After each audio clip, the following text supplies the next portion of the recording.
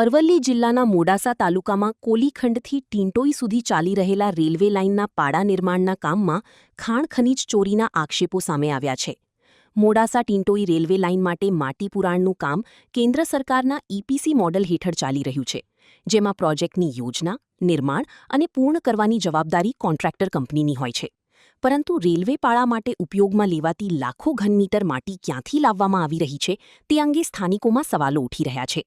સ્થાનિકોના આક્ષેપ મુજબ ડુંગરો, ગૌચર જમીન અને સરકારી પડતર જમીનોમાંથી પરવાનગી વિના માટી ખોદી ટ્રેક્ટર અને ડમ્પરો મારફતે પુરાણ કરવામાં આવી રહ્યું છે.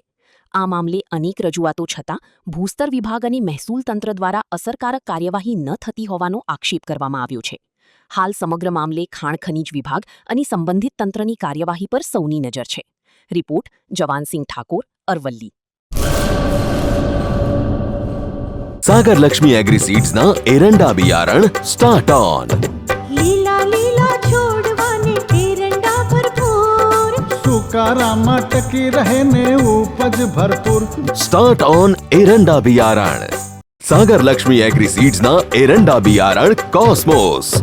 લાંબી જાચેરી માળોમાં શક્તિ છે ભરપૂર, સુકારો ઓછો ને પાકે ઉપજ લખલૂટ. कॉस्मोस एरंडा बियारण.